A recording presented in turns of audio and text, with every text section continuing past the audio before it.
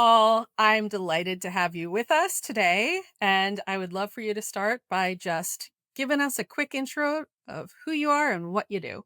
Well, hi. I'm delighted as well. I'm Paul, and I lead generative AI for Marriott International and lead the company studio on the same.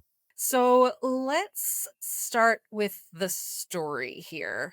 Something that I ask all of our guests first thing out is talk to me about the first time you remember interacting with AI, however you define that.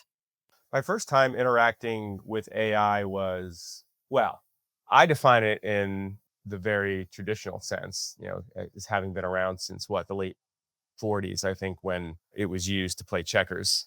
But the first thought around a more modern AI that I played with was sometime in maybe about 10, 11, 12 years ago. I was working at a design agency and ended up helping to lead a project to design an AI coach that sat in a pair of earbuds and would give you coaching tips when you were running. There was haptics in there. It could tell how quick your turnover was and put you through hill runs or intervals or recovery runs, all these kinds of things. So first experience with it in terms of a persona was then, but I know that I was using it before then in the ways, as the invisible machine, the invisible algorithm behind why products were being recommended to me and so on and so forth. When you realized, okay, there's more to this than just recommending algorithm or an algorithm recommendation engine. Yeah. What was that moment and what did that feel like for you and how did that impact your trajectory? Well, my first opportunity to really focus on it for an extended period was in 2016, 2017.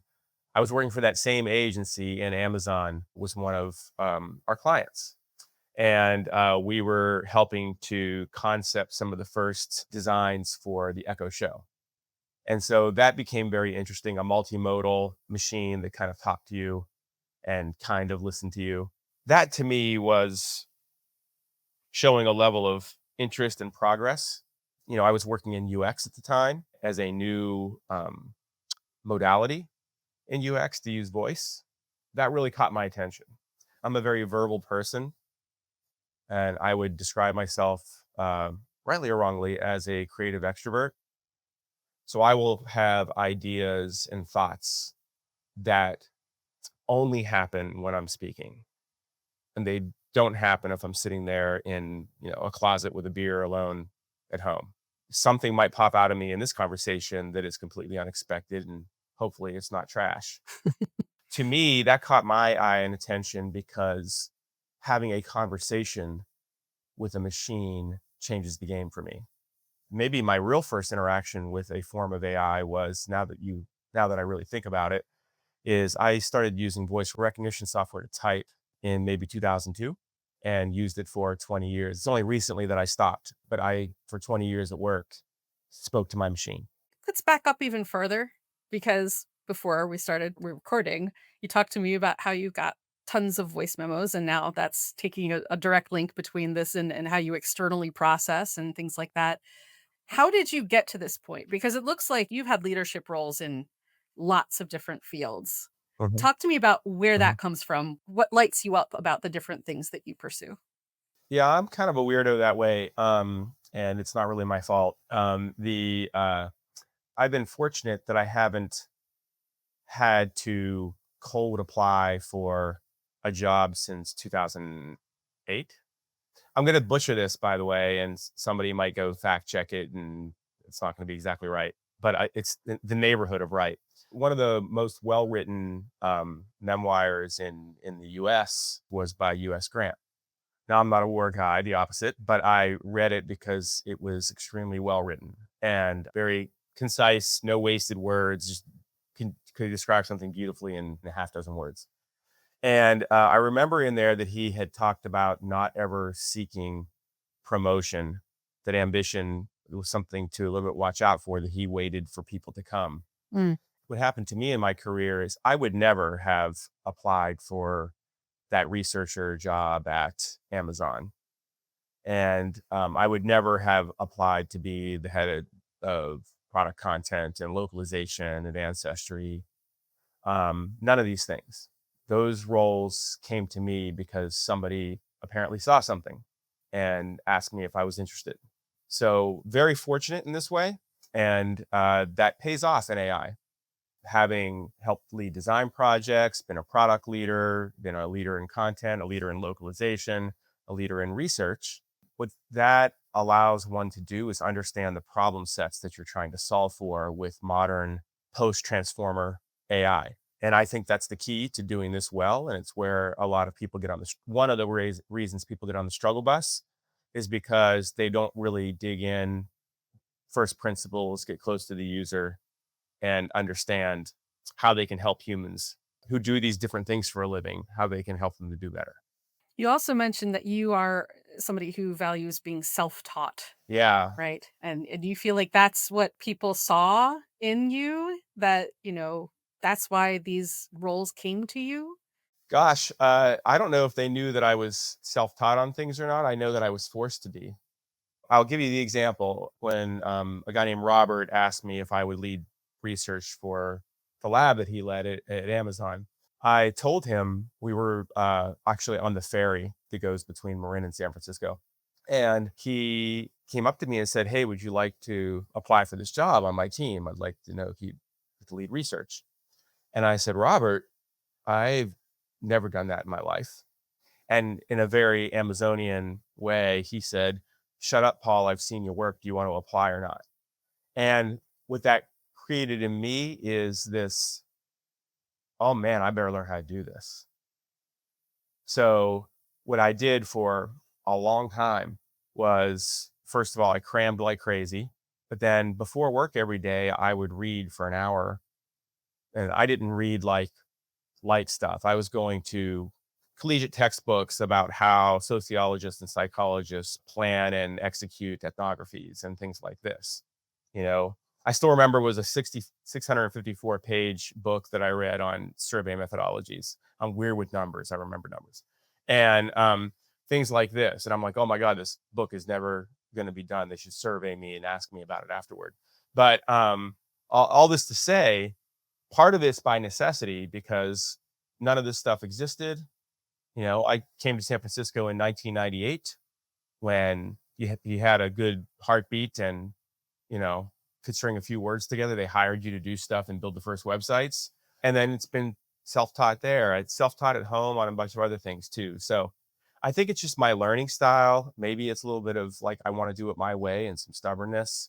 I've never really thought about why that's the approach I take. It's just what I do. When did the opportunity to really move into generative AI open up for you, and how did you absorb that as a self-taught person? I was sitting in a meeting with one of my favorite teammates ever. Her name is Sarah at the company Ancestry. And I was kind of an early adopter, or early-ish adopters to some of this stuff. And I was playing with in beta one of the releases of GPT. It was maybe 3.0, 3. I don't remember which point release it was. Anyway, I'm sitting there with her and I just had it, I just got it going. Back up for a second. Like, what was your role? I led content and localization. Okay. Okay. So, and Sarah is a writer, among other things. So I'm sitting in this meeting with her, and she's on screen. It's post COVID, so we're doing remote work at this point in time, just like you and me sitting here. And I start playing with this thing, and I go, "Holy crap!" And I show Sarah. I said, "Look at this." And I looked at her, God is my witness, in that room, and I said, "This is what I'm making my career about." And I dug in hard from that day on to learn and to start to understand ways to apply it to kind of life and to enterprise. What in that moment of holy crap, this is what I'm going to make my career about? What was calling to you? What was that? What did you see? I worked on the Alexa platform at Amazon for years before the transformer model was invented, when Echo and stuff was all the rage and Google's competing products. And I knew what their limitations were, being a researcher on that team. The unscripted nature, the fact that it simulated understanding and that I could have a flowing conversation with it, I knew that was next level. It was obvious. I mean, you didn't have to be a tech guy to know that. It was astounding to me. And why is that important? Because it's as if the desk sitting in front of me suddenly came to life and started talking to me. It's such a miracle of human intelligence that we have taken little bits of silicon and bits of wire and, plastic and made them talk.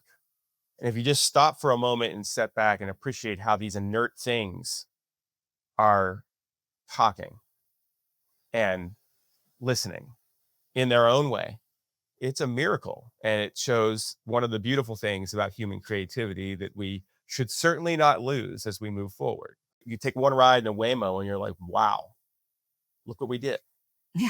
So I was astonished by it in this way and just wanted to understand how it worked and wanted to make things with it. I love that because it's so funny. I work for a generative AI company, and every day I'm using this technology, and it's become for me as commonplace as Yes. this device right here, Yes. my smartphone, Yes. which is a wonder of itself, It right? is. It's miraculous. You would need a room to power that thing, at some point in time. Yeah. So just being able to take a step back and appreciate the creativity and the innovation and the just the resources that went into that is it's refreshing. No, it is. It is refreshing. And, a lot of people will ask me, how do I learn about AI? And I tell them to ask it. Ask it. Ask it. Ask AI how to Hmm. learn about AI. Yeah. Start asking it questions about itself. And is that how you started learning about AI? Yes and no. What I was doing is kind of like what I was doing with research is when I was learning research is I was buying various books and reading them. And then I would have my machine up and I would supplement what it was saying by asking AI questions about like the questions I had about the book. Since then, I've talked to people and, Marriott's a big company. I've talked to people about like, hey, why don't you ask it to put together a learning curriculum for you and then start working through with it.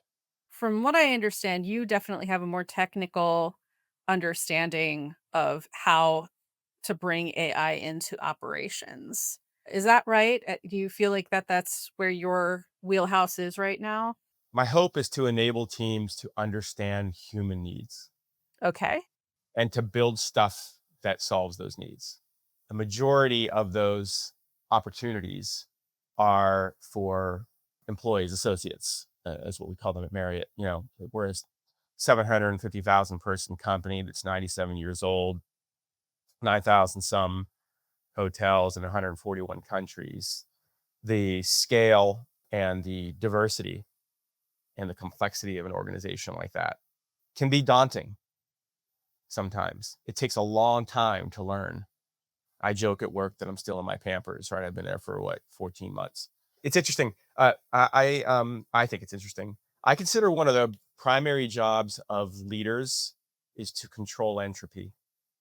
And what I mean by this is how many units of energy do I need to put into a process in order to get X, Y, Z units out of it? And it gets very lossy when you get to very large, complex organizations and they age. The very nature of the universe is that it falls into disarray. And every one of us can think of quickly examples in our lives of, I moved into this house and it was really neat, or I had this, this closet used to be like tight. And then over time, stuff just starts to fall apart. And it's what the whole aging process is. And, in this way, organizations age and they start to become entropic states. And so I think that a primary job of leaders is to constantly fight entropy. And I think that when we talk about going out and helping employees, a lot of times it's because they're dealing with that. They're dealing with multiple systems and they're dealing with the messy closet. I totally relate to the messy closet analogy. I lead our content team and I have systems. They're beautiful, and then you bring humans into the systems and more humans into the systems and need to scale the systems, and then suddenly you're finding the limitations, and I'm curious how you're discovering AI is protecting against that entropy. Time will tell. What's your hypothesis? It's interesting, right? Like it can be a tool for defragmenting otherwise siloed and fragmented systems and organizations. This, by the way, is also one of the problems, I think, the challenges that organizations are running into when trying to drive ROI out of AI. So let me back up for a second. We have the internet revolution and a bunch of companies start up. And each one of those companies is working in some narrow band of value. And they convince companies to buy their stuff, and sometimes because they should. And let's use your world as an example. I have a database over here that essentially has a little UI in front of it, and it's a content management system that handles this kind of content. And there's another one over here that handles this stuff over here because that team bought their own system. And then another one over here.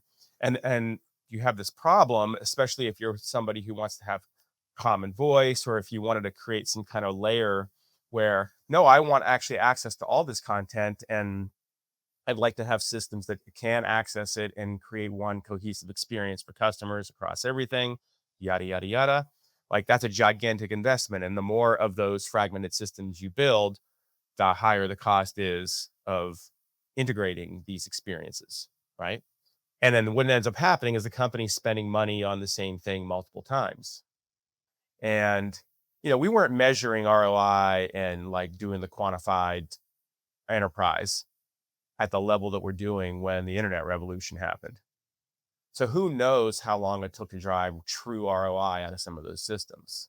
We hear a lot about this right now, which is, oh, we're not driving ROI out of it, not driving ROI out of it. First, I would say, so what's different? What new emerging technology, like paradigm shifting technology, could we look back at the quote unquote ROI curves had they existed and said, it just hockey sticked from day one? Everybody was driving giant value out of the consumerization of the internet from day one. No, they were not. As soon as we figured out how to control electricity and toss it around the planet through cables, we were immediately driving ROI out of electricity. No. So let's settle down a little bit. What we're dealing with here is an emergent, very rapidly, the most rapidly changing technology and evolving technology in human history. Let's go easy on ourselves a little bit and realize it's going to take a minute and some good experimentation to get there. There are other reasons, in my humble opinion, as to why enterprises aren't seeing value, but we also should be a little bit easy on ourselves because this is legitimately different. To deal with things that are legitimately different, it takes time and experimentation, and you've got to go through your own amateur scientific method to get there. I would love to hear your other reasons, though, for why enterprises aren't seeing ROI. Well, first of all, part of it is race conditions. First of all, companies racing against let's even go back to like companies making foundational models. They're racing against each other to AGI, one, right? And the pressure to release and to test less, go, go, go, that's happening everywhere between the US and China and others, between companies within the US, companies within China, race conditions. Now we get to the competitive landscape in every single one of the industries that we work in, race conditions. You can't be an executive and go talk to investors without being asked about AI. You have to have your story straight on that before you go talk to them because it is going to be asked. Pressure, pressure, pressure. That moves down to the teams. You now look at the org chart and you can almost envision in your mind, if you close your eyes, this pressure pushing down that upside down tree in that is the org chart. And every one of those people also has their own pressure, which is, oh, this is all the rage right now. I need to have this on my resume. And so within that psychological kind of landscape, what you have is a team over here spinning up their own AI solution and a team over here spinning up their own AI solution. And they aren't necessarily driving value out of it because they're paying for the full stack cost burden of the whole solution. Where essentially their two models and their two applications are doing very similar things. You can abstract that away, build the core part one time, and now they're only building for that stack, that part of the stack that's customized for their need. That's one reason. Another reason, and related, is companies don't necessarily have an overarching strategy, and if they do have a strategy, they're still fighting the race conditions. You have to like wrangle people across an enterprise and say, hold on, we're going to go a little slower to go fast later. Data's got to be good. But there is one thing that I cannot emphasize enough: training. You cannot just roll a solution out in front of employees or customers and not teach them how to use it. It is not the same thing as Google. There is a mind shift. You can see it when it clicks for people. And suddenly they start to get it. And then they practice and practice and get better and better at having conversations with these machines and knowing how to get unique outputs versus the vanilla ones. People, what they do is they say, okay, here's generative AI. And they type in something like, why are organizations having trouble driving ROI? And they will get a vanilla answer out of their vanilla question. But if they give it a really thorough prompt, which you know all about, I lead a generative AI for the company Marriott. This is something about my job. I need to really understand this problem set because I'm going to talk to Alora, et cetera, et cetera, et cetera. This is the way I want you to consider these factors, point, and give it a nice set of instructions as you would a smart human being who just walked in your front door. Now, suddenly the output changes. And so what we're finding and what I'm finding is that customized training that is relevant to that person's job opens their mind. And suddenly the value of the solution increases only because the humans know how to use it. You told me earlier about how really you see your job as understanding human needs and building solutions for them. First of all, I think we there's another conversation we had about how agentic AI falls into that perspective. Let's start with that, but then I've got a little bit of a meta question for you. How are you thinking about these agents? Because this is where things are moving, especially in enterprise AI, and that addressing human needs solution. And let me ask my meta question because I think maybe the agents will come into this. Marriott's a hospitality industry Mhm, corporation.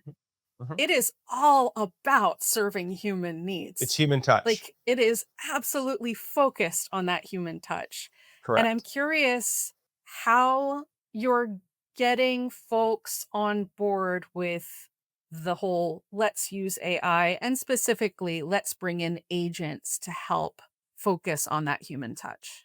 It's pretty interesting because we've got at the scale of 200,000 people right now, AI chat tools that employees can use, and then AI assistants we are rolling out and scaling now. It's pretty fascinating the reaction that we're getting after the training. And after a few weeks, we're getting a lot of data coming in, which is over my dead body, you're taking this away from me kind of stuff.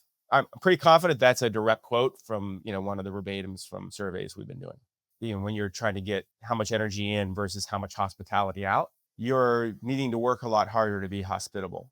Teams are needing to work their way through a lot of tasks that prevent them from offering human touch. System fragmentation prevents human touch. That is indeed one of the goals, is to help employees be more hospitable by getting some of the tasks that involve swivel chairing between systems, kind of fat fingering reports, all the different things that you're doing for a living in a large company, trying to get some of those things streamlined for them so that they can indeed serve each other and serve, guests better.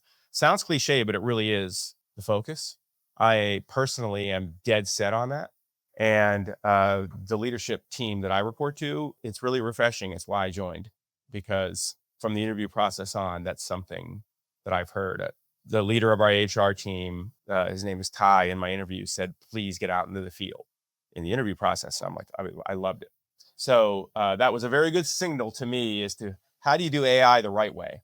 Agentic can help. Look, if I could, I'm waiting to put together an agent to do my expense reports for me. I hate it. paid it. Does that help me serve guests? No, it's not. Yeah, maybe I went and did some things on the trip that I'm expensing, but the report itself, no. This is the perfect example of if I could just have an agent that says, hey, go do my expense report for me, come back with any questions, see you in 20. Lots and lots and lots and lots of tasks like that. The other day, used a deep research tool to draft some findings on a very complex research question that I had. And I literally hit the go button and then went up and put the dishes in the dishwasher. And I came back to my desk like 15 minutes later, and there was a draft of a report that I then read and then made my own. One source, but a major source, right? So I think that agentic AI, especially orchestration across systems, hooking it into the fragmented past and giving me an assistant that can talk to those systems for me and pull stuff so that I'm not switching between tabs and or starting up this system, logging into this system, logging into this system, and pulling data at each one into a spreadsheet or into a slide deck or whatever the case may be. Like, nobody likes that. Can the agent offer you like a pile of clay on the wheel that is reasonably well formed, and then you make it the pot that you have envisioning or you envision in your head? I think that's the goal. I would like to hear, because you talked about, "Over my dead body, will you take this from me?" What are the use cases that are inspiring people to say this? I think that a lot of companies, including the team that I lead, we're going around at first playing a game of whack-a-mole, putting pilots together for particular use cases, of which there are hundreds, if not thousands. And that is a very slow way to get AI out into people's hands. And what I'm realizing here, 14 months in, is actually the way to do it is to start with the personal productivity tools that you can quickly release and scale immediately, and then offer the appropriate training. What I mean is, you know, chatbots and assistants, whoever's tools you're using, Google, OpenAI, Microsoft, and get them to start using it and train them to start using it. Not only do they then start to realize their own ways of using it and they get practice every day, but then that sets them up to be able to use and consume at a lower training cost the individual tools that you put out there that are more narrow band, automating a particular process or whatever the case may be. So if I were to do that all over again, I would say, let's first invest in the democratization of the thing by getting it like in people's hands, running on their machines, and invest on the training, really teach people how to prompt and how to get the best results for them out of it. And then from there, people start to see, they know how to use it. And then you get the intelligence of the group to start to identify use cases that are beyond the scope of that tool that we can really solve. If I could go back in my DeLorean 14 months ago, I would orchestrate my roadmap in such a way. Once you start using AI as an assistant, it forces you to really think about your own process and how those patterns can be repeated throughout an org. Is that what you're noticing too? I totally agree. I totally agree. Let's say that you're needing to write a report or make a deck or whatever the case may be, especially if you're doing something new. The first 10% and the last 10% of that process are the most expensive 20% of it. The getting started, boy, that first paragraph or first few paragraphs of a document, and then the last, getting it from good to great in that last 10%. These are the most expensive parts, of the process. The last part, you can get into economies of scale. Then on the first part, you're like writer's block. As an early adopter of AI who has some training, you can use it immediately to take that most expensive part of the process, the first 10 and the last 10, and have a buddy there that really helps accelerate you through that stuff. Either get me a draft, this is what I need, or take a look at what I wrote here, and you're this reader, you're my CEO. Critique it for me. Where does it fall apart? Where am I too wordy? And like tighten this thing down for me. Make it like Ulysses S. Grant would write. And so getting this stuff into people's hands, helping them to understand how their processes break down, will help them to understand the places where it fits in. And will then help them to understand, oh, I need tooling that does this, that is beyond this one, but I have a hunch that these systems are capable of this. So let's go call the AI studio folks and see if they can build me something. Went in this direction already, but I'm gonna ask, if you could give your past self advice on approaching this, and I know you talked about the adoption challenge, but even deeper than that, what would that advice be, as you started this journey? There's a growth area that I have that I will openly share. I'm sure my boss would be happy to hear me admit this in public. I get very curious. One, curiosity can sometimes, kill the cat.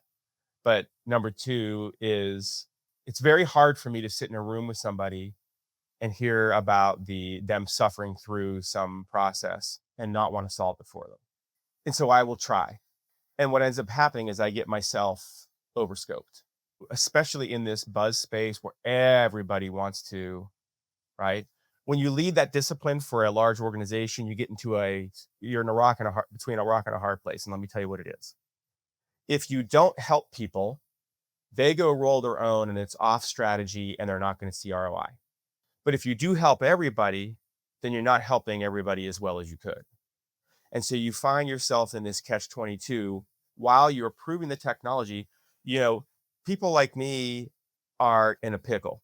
The pickle is you want things to be on strategy. There's high demand, limited supply. In order to get the budget and funding that you need to have the capacity to help all those people, you need to prove the ROI of it.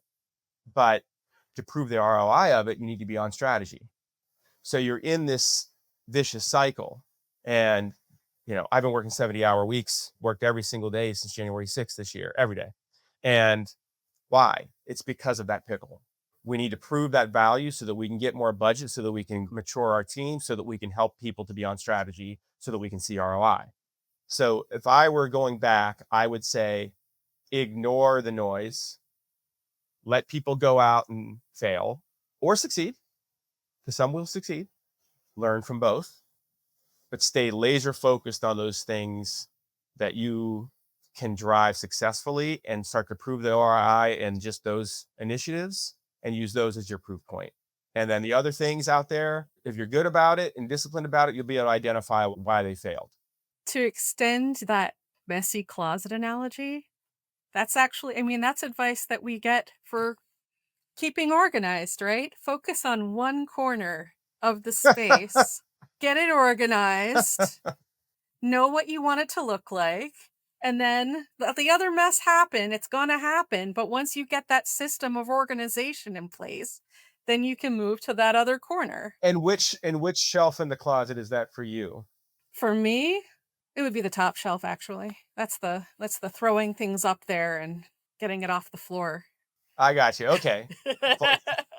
The deodorant flops off the top shelf and hits you in the head, kind of a thing. Yeah, All right. exactly. All right. One last thing, is there anything that we didn't talk about that you wanted to discuss? The only thing that we didn't discuss that I would like to say now is thank you. Well, thank you. I appreciate the opportunity to sit down with you and talk. This kind of stuff is fun for me as a creative extrovert. I come alive when I get a chance to have these conversations with people. And I will openly admit that so busy right now that the opportunities to step back and contemplate these kinds of questions are all too rare. So I'm grateful for the opportunity. Thank you. That's some great advice too, right? Is to take a step back and talk about what the big picture of what we're doing and how it fits into the journey. Yeah, breathe a little bit and get out of the half-hour meeting chase where you have this tight agenda. Bang, bang, bang, bang. Next one, next one, next one. It's quite a race. We could talk some other time about productivity and where we think we're headed with that. We'll call that episode 2. I would love to have episode 2 with you, and I really do appreciate your time today, and I really enjoyed our conversation. Thank you, Me Paul. too. Thank you. Bye.